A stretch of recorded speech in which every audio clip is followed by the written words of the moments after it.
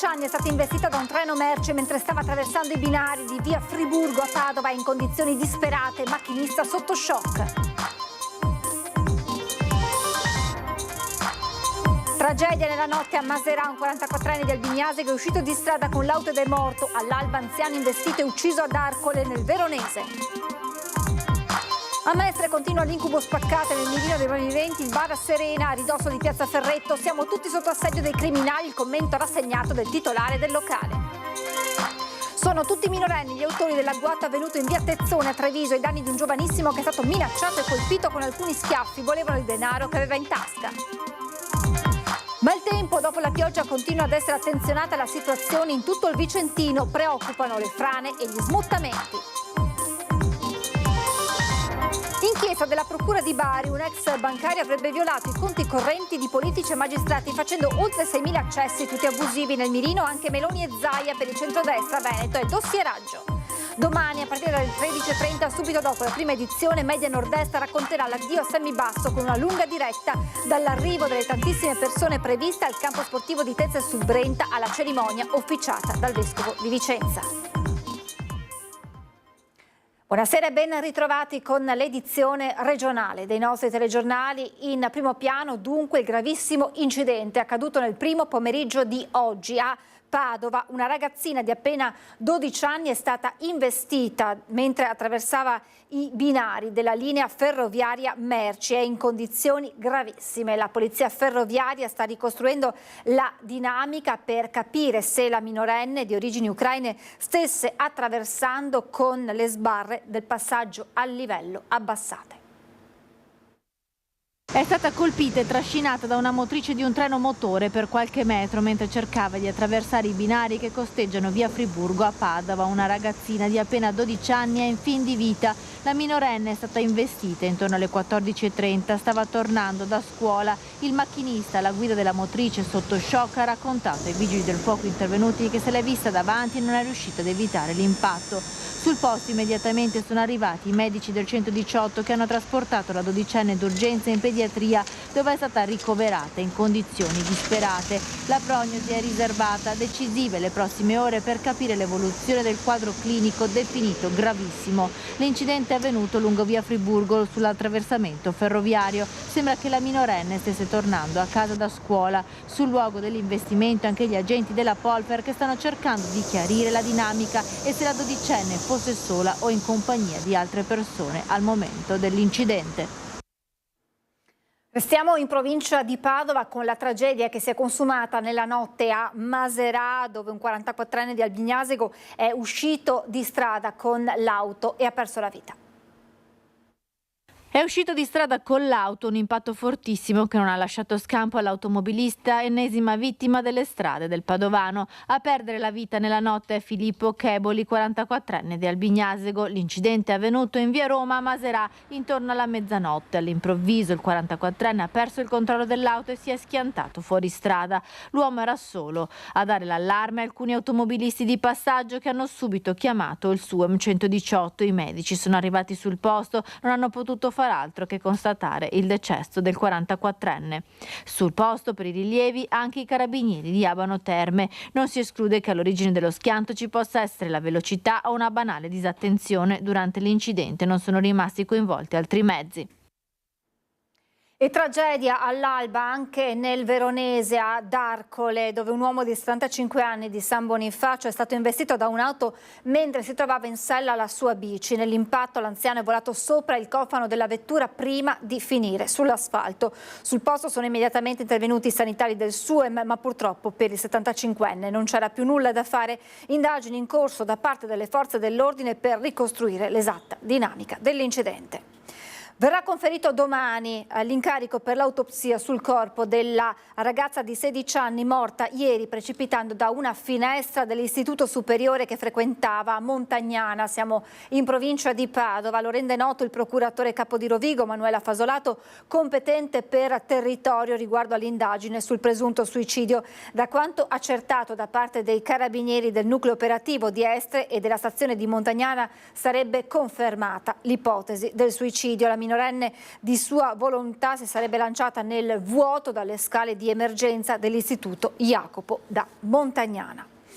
A Mestre continua l'incubo Spaccate. Nel mirino dei malviventi il bar Serena a ridosso di piazza Ferretto. Purtroppo non si lavora e non si vive tranquilli, siamo tutti sotto assedio dei criminali. Il commento rassegnato del titolare del locale. La gente comincia a essere veramente stufa, già è difficile lavorare, andare avanti, avere ogni notte il pensiero di quando vado a dormire, troverò, non troverò, la sorpresa è sempre, non ti fa dormire bene. A Mestre continua l'incubo Spaccate, vittima del o dei malviventi Francesco, titolare con il fratello Massimiliano del bar Serena nella centralissima via Puerio, letteralmente a 2 passi da piazza Ferretto. Danni ingenti per un bottino sostanzioso, sebbene non della stessa entità dei danneggiamenti. È diverse migliaia di euro, adesso vedremo come riusciremo a fare e niente, e andiamo avanti. Il colpo messo a segno nella notte tra martedì e mercoledì scorso, dopo le 3 del mattino, quando l'allarme è suonato per un paio di volte, con il ladro fotografato una volta entrato da una delle telecamere del locale dopo aver sfondato una delle vetrine del bar. Alla fine hanno optato per la vetrina, il vetro non ha retto e basta. Cosa hanno portato via? Tutta l'apparecchiatura. Telefoni, computer, iPad, tutto quello che ti serve per lavorare, la cassa, il cassetto, tutto, hanno raso al suolo. Il colpo dopo un paio di tentativi di effrazione sfumati nei mesi scorsi, racconta sempre il titolare del bar Serena, mostrandoci ciò che resta di quei tentati assalti. Era questione di tempo, abbiamo già trovato nell'arco di un paio di mesi a questa parte i segni sulla porta. E sempre nella stessa notte è registrata una successiva intrusione anche al mercato coperto di Mestre. Dopo il colpo, ora lo sconforto e la paura regnano sovrane oltre l'angoscia d'ogni ora del giorno e della notte, conclude un rassegnato Francesco. Stanno passando dappertutto, quindi purtroppo è solo questione di tempo per chiunque, ahimè. Accerchiato e minacciato da 7 ragazzini tra i 15 e i 16 anni che gli chiedevano denaro, vittima un 14enne, il bottino meno di €1. 2 i denunciati, è accaduto in centro a Treviso, indaga la polizia. Bloccato mentre stava camminando nella strada verso casa, accerchiato e minacciato, in 7 contro 1. Vittima un ragazzo di 14 anni che a metà pomeriggio, finita a scuola, stava tornando a casa percorrendo vicolo Tezzone, a 2 passi dalla chiesa di San Martino Urbano e Corso del Popolo, nel pieno centro di Treviso. Il gruppo di ragazzi, tutti tra i 15 e i 16 anni, hanno prima fermato il 14enne bloccandogli le vie d'accesso verso la fuga e poi minacciato chiedendogli denaro. Alle resistenze del giovane sarebbe poi partito anche qualche schiaffo a mano aperta. È stato quello il momento in cui il gruppo gli ha messo le mani in tasca rubando i pochi spiccioli che aveva, 70 centesimi. Il giovane, impaurito, è riuscito a scappare dalla morsa del gruppo, fuggendo verso le vie laterali dove ha chiamato subito i genitori che prontamente hanno allertato la polizia, arrivata sul posto con 2 pattuglie. Una a prestare soccorso al 14enne, l'altra partita alla ricerca dei 7 giovani rapinatori, 2 i denunciati. Fatti che non sono nuovi nella zona e nelle aree limitrofe alla stazione, dove sono proprio i ragazzi stessi a raccontare il clima che vivono quotidianamente. Ne sento parlare spesso e non conosco anche delle persone purtroppo vicine a queste cose, però so che se sono con altre persone non mi sento impaurita, però so che possono succedere, a volte mi spavento. Una settimana fa ho visto che c'era la polizia in stazione e anche è arrivata l'ambulanza, però non so se fosse stata una rissa o qualcos'altro. Sentite poco sicure? Sì, io non ascolto queste cose, non lo sapevo. Hanno rubato il portafogli, quindi... Anche tipo in stazione, che ci sono tante persone, tipo una volta ho visto la polizia e un'ambulanza. Ci sono un botto di risse qua. Oggi è stato minacciato uno, arriva il padre e gli fa: se voi minacciate mio figlio io vi denuncio, ecco, con la polizia. Non si esclude che alcune delle risse siano state organizzate tramite un gruppo Telegram con cui i ragazzi si danno appuntamento. Se si apre il Telegram, in teoria ci dovrebbe essere un canale, io ho sentito da delle luci, che se apri c'è un canale e basta. Ah sì? Come si chiama questo canale? Come si chiama il canale? Quello dove ci sono le liste su Telegram. Si sa che a Treviso succede, cioè io sono sicuro, cioè, non ho paura sinceramente, perché comunque basta farsi un po' tra virgolette i cavoli tuoi, non fare tanto casino e niente. In realtà ultimamente no. Cioè, l'anno scorso era peggio, assolutamente sì. L'anno scorso era tanto di più. Adesso ci sono anche i militari, quindi nessuno viene qua. Sì, la situazione si è cambiata abbastanza, si è calmata. Si è calmata, adesso è chill. L'anno scorso era molto peggio, assolutamente sì. Ci sono ogni tanto risse qua in giro e basta. Per motivi anche inutili, però ci sono. Sì, una volta ho sentito il mio amico, l'hanno preso in 20, qua in stazione, sempre qua. È una zona poco sicura, cosa pensi di queste cose? Secondo me sì, è poco sicura. Un po' più di controlli ci vorrebbero. E adesso parliamo del maltempo, perché dopo la pioggia dei giorni scorsi e delle scorse ore continua ad essere attenzionata la situazione in tutto il Vicentino. Preoccupano le frane, gli smottamenti e qualche cedimento stradale. Nuova ondata di maltempo, piogge che hanno interessato un territorio già inzuppato d'acqua, tanto da causare smottamenti in montagna, in collina e qualche allagamento.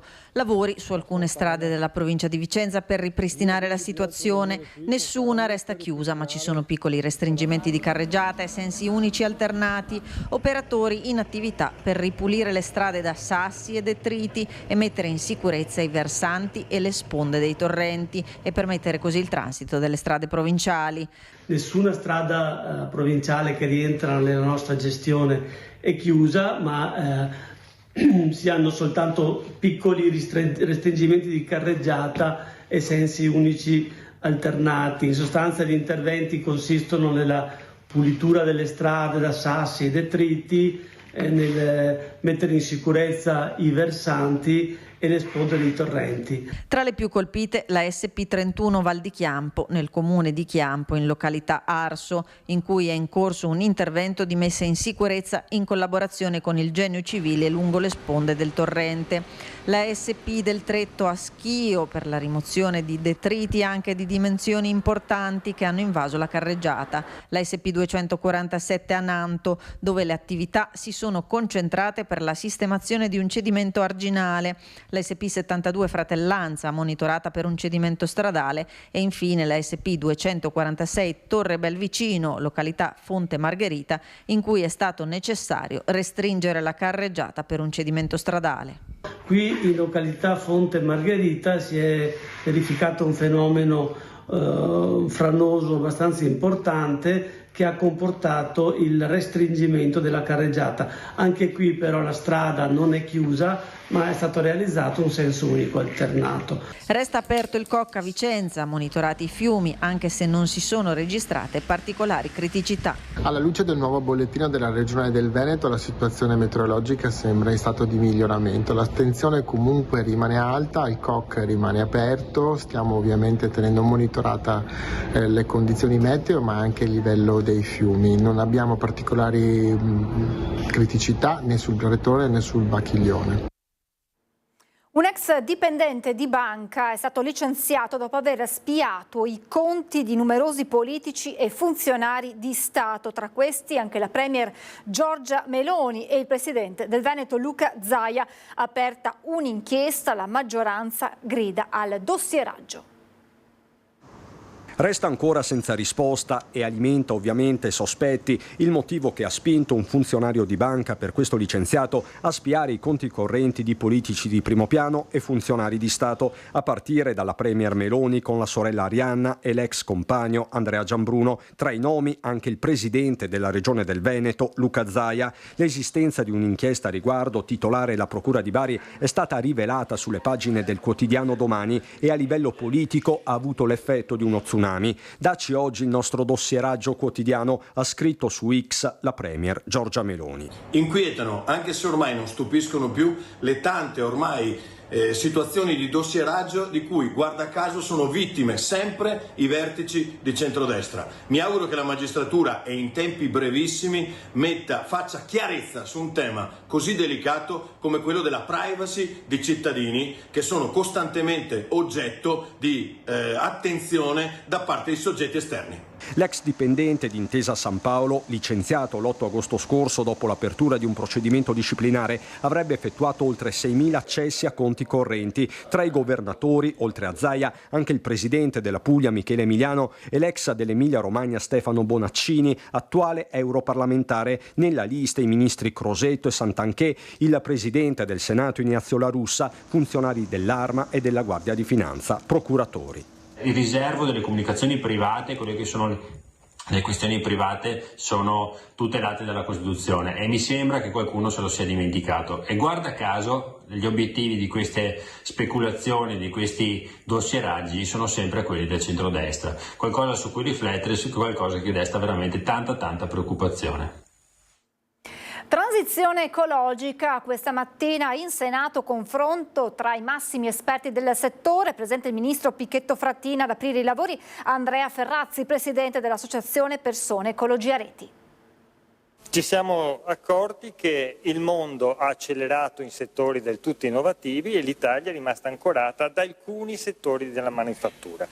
Ci siamo accorti che nel green certamente siamo indietro, la Cina è avanti di decenni, è avanti sui pannelli, sulle batterie, sulle turbine elettriche, sulle eoliche, sulle pompe di calore e via dicendo. Ci siamo accorti poi che gli Stati Uniti non erano fermi, perché nel campo del digitale sono solamente i primi al mondo e anche di gran lunga.